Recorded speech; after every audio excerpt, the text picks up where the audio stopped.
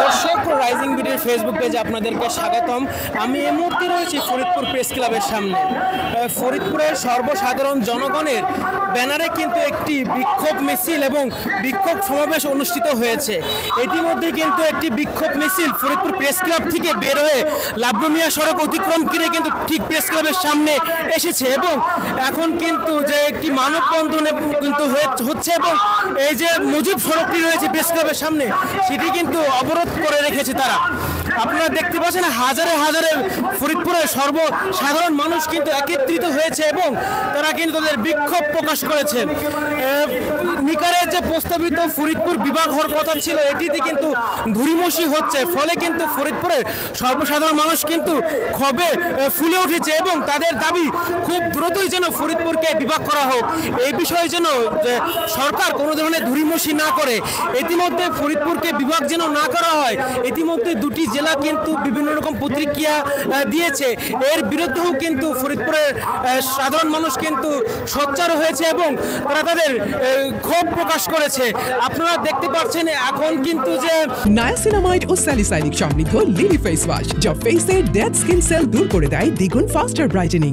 যে হাজারো মানুষ কিন্তু মুজিব সড়কের সামনে কিন্তু অবস্থান করছে এবং এখানে কিন্তু সড়ক অবরোধের কিন্তু পরিস্থিতি সৃষ্টি হয়েছে।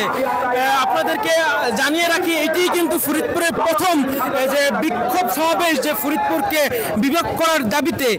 ইতিমধ্যে আপনারা দেখেছেন যে দেশ জুড়েই কিন্তু যে বিভিন্ন ধরনের আন্দোলন হয়েছে বিভাগ করা নিয়ে এবং শরীয়তপুরেও কিন্তু যে জাগো শরীয়তপুর ব্যানারে কিন্তু ইতিমধ্যেই কিন্তু একাধিক মানববন্ধন সমাবেশ করেছে। তারা যেন ফরিদপুরে মর্যাদা থাকতে চায় না, তারা ঢাকা বিভাগেই থাকতে চায়।